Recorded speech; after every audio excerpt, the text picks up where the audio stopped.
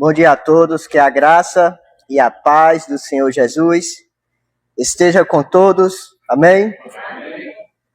Deus nos permitiu esse mês de março refletirmos nas pregações sobre uma fé inabalável e refletirmos sobre uma fé que Deus realmente quer, uma fé que permanece na espera, uma fé que rompe barreiras, uma fé que agradece. E vamos concluir hoje uma fé que entrega o melhor, certeza e convicção. Então vamos estar refletindo na história aqui, de Lucas capítulo 21, versículo 1 a 4, que oferta, ela envolve fé. É isso que vai nos ensinar. Como a fé pode ser transmitida através da oferta. Então, a cena aqui são dois relatos de oferta. Pessoas ricas, um grupo, e uma viúva pobre. E o interessante é que ambos estão ofertando de acordo com o que está proposto no coração. Todos dois. Duas demonstrações de ofertas, porém, uma só foi agradável. Isso nos faz lembrar de algo parecido que ficou de exemplo no Velho Testamento. Duas ofertas e apenas uma foi agradável. Quem é do Velho Testamento? Justamente. Então nós estamos vendo ali naquele ato, né? Dois rapazes, vou falar assim, que tiveram instrução sobre algo para dar para Deus. E eles fizeram. Abel foi lá, pegou das primícias do seu rebanho e ofereceu o que estava proposto no coração. Caim é a mesma coisa. Ele não deu. A Bíblia não está dizendo, olha, Deus agradou de Abel porque Caim não ofertou. Ele ofertou. Só que o que é interessante é que nessa história, não é o que fez Abel ser uma entrega melhor. Aí Hebreus nos ajuda a entender. Lá no capítulo 11, versículo 4, diz, olha, pela fé, Abel ofereceu a Deus mais excelente e foi aprovado por Deus com sua oferta, pela fé. Então, será que naquele momento Caim, não é, ele teve fé? Possa ser que não. Mas o autor de Hebreus diz que Abel, sim. Então, fé verdadeira não se mede pelo tamanho da entrega, mas pelo nível de dependência de Deus. Essa é a questão. Aí Lucas capítulo 21, né, voltando aqui, versículo 1 a 4, vai dizer, estando Jesus a observar, viu os ricos lançarem suas ofertas no gasofilácio, viu também certa viúva pobre lançar ali 2 pequenas moedas e disse, verdadeiramente vos digo, que esta viúva pobre deu mais do que todos, porque todos estes deram como oferta daquilo que lhe sobrava. Esta, porém, deu da sua pobreza tudo o que possuía, todo o seu sustento. Então, vamos entrar nessa história aqui de Lucas capítulo 21. O cenário, o sistema era visível ali, era perante todos, mas a espiritualidade estava distorcida, certo? Jesus está no templo. O templo era a casa de Deus, onde estava lá fazendo algum ato de adoração. Então, e Jesus estava especificamente no local das ofertas, que era o pátio das mulheres. Bem interessante, né? Pátio das mulheres. E as contribuições eram públicas. Era o gasofilácio, uma caixinha, e todos tinham que ir lá. Então, nesse espetáculo, nessa cena, né, havia influência ali, porque estava visível, né, e todos estavam vendo. Tinha status, né, eu vou dar mais. Tinha aparência espiritual, olha aqui a minha oferta, não é? Olha aqui a minha oferta. Tinha isso, aparência espiritual. Só que nem tudo que parece espiritual agrada a Deus. nem tudo. Mas por que essas ofertas? Qual o propósito dessas ofertas? Manutenção do templo. Sacrifícios. Então o templo precisava de manutenção. Isso era por meio do quê? Das ofertas. Só que aí na história aqui tem o contraste. Quem dá muito versus quem entrega tudo. Ricos davam grandes quantias. Muitas mesmo. Aquela viúva, ela deu apenas 2 pequenas moedas judaicas, né, a leptos, né, que se fosse para trazer nos dias atuais era 1 ou 2 reais. Muito pouco. Mas Jesus declara, ela deu mais que todos. Por quê? Se os demais estavam colocando maior quantidade. Porque esta viúva foi mais agradável do que os demais. Porque o grupo lá estava ofertando por aparência, status, né? Eles deram de sua sobra. Eles estavam dando algo que tinha um retorno. Algo agradável para ele. Primeiramente, ser visto pelos demais. Está fazendo para todo mundo ver que eu faço. Ele estava em busca de retorno. Retornando para ele mesmo. E outro ponto também, que aquele retorno não ia causar nenhum efeito na vida deles, porque era o que? Sobra. Sobra não faz questão. Não muda nada na vida. Então tudo aquilo ele estava dando, porém estava tendo um retorno visível. Visível mesmo naquele momento. A viúva, ela deu da necessidade. Ela não saberia o que iria acontecer. Porque o texto diz que ela deu tudo. Então, Deus não mede o valor da oferta. Ele mede o nível da entrega. E isso é por meio da fé. Mas vamos analisar aqui um pouco mais da mulher, que foi tão elogiada por Jesus. O texto diz que ela era o quê? Pobre. Versículo 3. Essa mulher pobre. Então, viúvas eram socialmente desprezadas naquela época. E se não tivesse filhos, coitada daquela mulher. Coitada das mulheres viúvas. Coitada. Então, ela dependia de ajuda até mesmo de esmola. Posso até ser que aquelas pequenas moedas foi alguma ajuda ou esmola que ela ganhou para sua sobrevivência. Ela poderia, com aquela moeda, comprar um pouquinho de trigo, fazer pão para vender e ter algo para comer, não sabe? Algo assim. Mas não. Essa mulher estava entre a mais pobre dos pobres. Ela era pobre, de maré. Essa cântico, né? Que até hoje eu não sei o que é isso, maré, mas se fala tanto, né? Pobre, de maré. O que é maré, pelo amor de Deus? Ela era muito pobre, sabe? Mas aquele momento da sua pobreza, né? Ela confiou em Deus. Isso significa que a fé que entrega o melhor não nasce de abundância. Eu só vou dar quando eu estiver abundante. Nasce da confiança. Eis a diferença de um retorno visível e da confiança em Deus, porque muitas vezes a confiabilidade não é no momento ali que queremos em Deus. É no tempo de Deus. A dos homens não. É visível na hora. Está cheio aqui para todo mundo ver que eu faço. Eu oferto aqui para todos saberem que eu oferto. Olha aqui, igreja, o valor da minha oferta. Isso não agrada a Deus.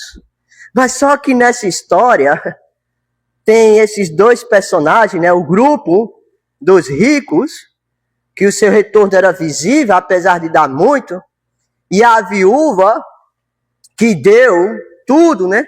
Que ela tinha confiabilidade. Tem algo muito interessante também.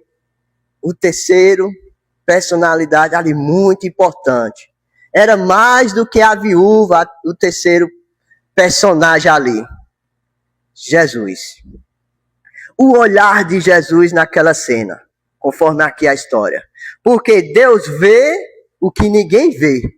Então ninguém notou aquela mulher. Claro, né? A espiritualidade ali era algo visível. As pessoas estavam ali olhando para aqueles que pegavam assim suas moedas e esbanjavam assim, possa ser, não é? Para todos ver a quantidade, ou um saquinho assim, balançava para ver, não é? Possa ser. Vamos imaginar, certo? Mas Jesus notou aquela mulher, né? Parou tudo para destacar aquela mulher. Jesus chama seus discípulos e ele ensina algo bem interessante. Observou essa pobre mulher? Verdadeiramente, ela deu mais que todos. Fé que entrega o melhor. Essa mulher nos ensina 3 níveis de fé com a sua entrega. A primeira, fé que confia. Ela acreditava que Deus cuidaria dela. Mais uma vez, a gente está falando de uma mulher pobre. Não é isso? Ela não sabia o que ia ter de comer depois. Não saberia. E ela disse, eu confio em Deus. Ela acreditava que Deus ia cuidar dela. Ela também demonstrou um tipo de fé que renuncia. Ela renunciou à sua segurança, certo? Até de se alimentar. Ela renunciou, né, ser algo visível para todos. Ela renunciou o seu retorno visível. E outro ponto é a fé. O tipo de fé que podemos ver dessa mulher é a fé que entrega por completo. Ela não reteve nada. Não foi aquilo dizer, não, isso eu separo e sobrou isso. Coloca lá no gasofilácio. Foi o que sobrou. Então nós podemos tirar algumas lições de fé que entrega o melhor nessa história aqui que Lucas deixou registrado. Primeiro, não se trata de quantidade. Não se trata. Não fique pensando que você, próxima semana, vai trazer 2 moedas e Deus vai agradar. Porque não é quantidade. Poderia ser uma boa quantidade e ser agradável a Deus. Ou também poderia ser uma pequena quantidade e não agradar a Deus. O ponto é a fé. O ponto ali é a confiabilidade. Lembra de Abel e Caim? Pela fé, Abel teve mais excelente oferta do que seu irmão. O ponto é a fé, é a entrega. Segunda lição. A oferta deve ser sacrificial. Significa sem retorno visível. Sacrificial. É fácil dar quando há retorno. Muito fácil. Sabe, é muito fácil dar. Muitas vezes nós somos influenciados por causa dos retornos que nós temos. Com certeza, né? Nossa vida influencia, por exemplo, no ambiente de trabalho. Com quem você vai mais se influenciar? Buscar a convivência com aquele que vai lhe trazer seu retorno melhor para você. Com certeza, olha, gruda ali no chefe. Não é? Gruda ali no chefe. Ele vai dar ali um aumento. Gruda nele. Sabe? Gruda, ó, tem uma amizade de uma pessoa financeira ali que é bom financeiramente. Gruda.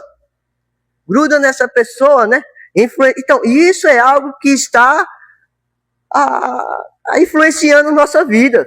Não estou dizendo que é errado, né? Por exemplo, no lado trabalhística, se buscar o melhor de maneira digna ao Senhor para ter um cargo melhor. Mas o problema é que é fácil, né? Por exemplo, é fácil eu chegar e ofertar, por exemplo, eu estou participando do projeto de missões, é fácil ofertar porque eu estou lá fazendo a missão. Mas quando eu estou num projeto que não estou participando, aí as coisas mudam. Não oferto. Por quê?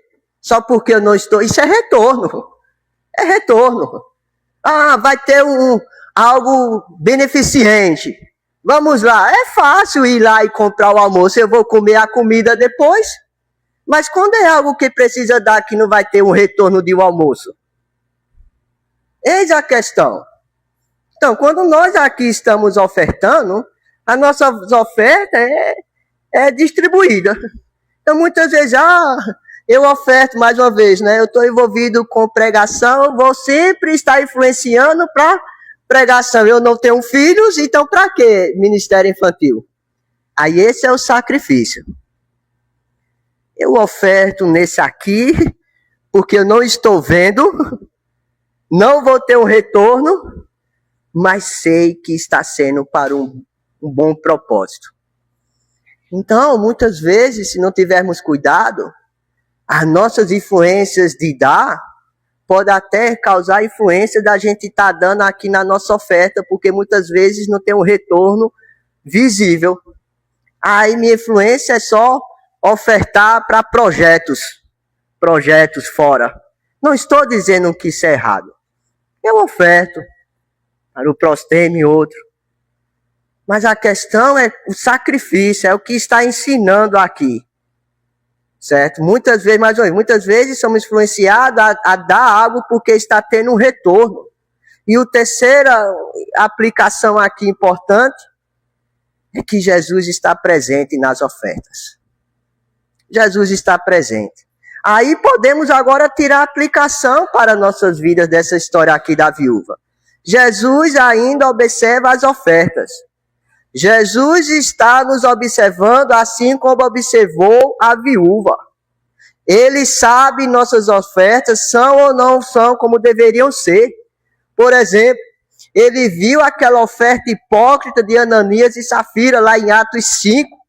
E isso foi desagradável, ao ponto que eles morreram na hora. Imaginou se nos dias de hoje fosse uma oferta desagradável e morresse, será que eu estaria aqui pregando? Será que vocês estariam aí sentados? Mas serve de exemplo até no final do texto, vai dizer, olha, houve grande temor à igreja. Claro, porque para Deus ficou com grande ensinamento. Olha o que esse casal fez. Ofertaram de maneira hipócrita. Mas não ofertaram? Não deram? Deram. Mas não foi agradável. Jesus também viu a contribuição sacrificial dos macedônios. E isso agradou lá em 2 Coríntios 8, de 1 a 5. Nós lemos tanto, né, quando tem as ofertas. Eles eram pobres. A questão, mais uma vez, não é pobreza, porque os filipenses eram ricos e ofertavam e isso agradava também ao Senhor. A questão é que eles viram como Paulo, eles fizeram primeiramente ao Senhor. Eles rogaram, e eles não sabiam que eram os irmãos da Judéia que estavam passando fome. Eles não sabiam. E eles insistiram a participar, eles entregaram o melhor ao Senhor. É por isso que Paulo diz, eles nos surpreenderam. Mas Paulo não está dizendo como eles surpreenderam porque deram, sei lá, uma quantidade boa em valor, dinheiro. Surpreenderam porque Paulo diz, porque eles fizeram primeiramente ao Senhor, e isso foi agradável, que serviu de exemplo para os coríntios, serviu de exemplo para a igreja da Galácia. Depois Paulo também escreve aos romanos, e ele começa a trazer, olha os exemplos do macedônio. Eles entregaram o melhor. E hoje, na hora que os irmãos passaram com a bolsinha aqui, as ofertas, o que Cristo viu das nossas ofertas? Você já parou para pensar nisso? Que nesse momento, Cristo pode estar aqui, ou pode estar do seu lado, e ele assim, olha essa oferta. Cristo está observando nossas ofertas, se é sobra ou se é o melhor. E mais uma vez, não é quantidade, é fé. Não é quantidade. Você pode dar pouco com fé e muito com fé e isso ser agradável e vice-versa, né? Pouco e muito e ser desagradável. E muito e pouco e ser agradável. A questão é fé. Então, Deus não está interessado apenas na quantidade, mas na proporção. Ele não olha apenas a oferta. Ele também olha o ofertante. Pense todo domingo que você for ofertar, o que Cristo está vendo nessa oferta? Eu não posso responder essa pergunta por você. Nem vocês podem respondê-la por mim. Não pode. A questão é que ele está observando. Quando eu oferto, quando nós ofertamos, precisamos de algum sacrifício. Romanos capítulo 12, versículo 1, Paulo diz: ofereçamos o seu corpo como sacrifício vivo, santo e agradável a Deus. A fé que entrega o melhor a Deus, dá tudo ao Senhor, começa com a doação do seu próprio ser. Eis-me aqui, Senhor. Ou minha entrega sacrificial porque tem um retorno. Vou fazer porque vai ter um retorno para mim, ou eu estou dando, me oferecendo sem ter um retorno. Sendo o melhor para o Senhor, isso com certeza vai me influenciar para dar uma melhor oferta ao Senhor e dinheiro em sacrifício. Agora, se eu não sou uma pessoa que não me sacrifico a Deus para o serviço agradável a Ele, vai ser difícil as minhas ofertas ser algo agradável ao Senhor. Eu, por mim mesmo, não estou sendo. Como é que o meu dinheiro vai ser? Vai ser aquilo bem duro mesmo, duro, a pulso. Só para evitar murmurações de irmãos. Não é? Nunca oferta. Entende? Apesar que hoje, muitos irmãos ofertam também, não é por Pix. Então, não pense que o irmão não está ofertando. Quando não passa o saquinho, não peque, né? Não peque com isso. Quem sabe o irmão ali está ofertando por Pix. Não é? Eita, Alex não oferta esse mês nem um domingo, pelo amor de Deus, né? Mas por que não ele está ofertando por Pix, não é? Então não vamos ficar murmurando, mas vamos o servir. Então, é agradável, Deus me deu o dom de ensinar e de pregar. Isso tem um retorno para mim estar aqui. Mas qual é o meu sacrifício? Eu não gosto de varrer. Aí eu venho varrer o salão. Sacrifício é isso. É você fazer aquilo que não lhe agrada muito. Eu não gosto de varrer o salão. Domingo eu chego cedo para varrer o salão. Eu só quero pregar. Teve um irmão que disse: olha, se você não aprende a varrer o salão, você nunca vai aprender a ser um bom pregador. Nunca esqueça essas palavras do irmão. Precisamos ser o melhor ao Senhor para que nossas entregas sempre sejam o melhor para Ele. Tem um cântico que louvamos ao nosso Deus, que é bem interessante. Eu fiquei refletindo na letra desse canto. Não é que eu pensei em Nelson também na hora, né? É automático, né? Vai dizer, tudo a Cristo a ti entrego. Tudo. Corpo e alma, eis aqui. Tudo entregarei. Tudo entregarei. Sim, por ti, Jesus bendito, tudo deixarei. Tudo, ó Cristo, a ti entrego. Corpo e alma, eis aqui. Tudo, ó Cristo, a ti entrego. Eu sinto teu amor. Transformar a minha vida e o meu coração, Senhor. Precisamos entender a letra desse canto para ofertar melhor ao Senhor. Precisamos. E concluindo, a viúva não tinha muito, mas ela decidiu confiar totalmente. Confia a Deus através das suas ofertas. Hoje Deus não está pedindo o que nós não temos, mas Ele está olhando nosso nível de confiança e nossa disposição de entrega. Amém?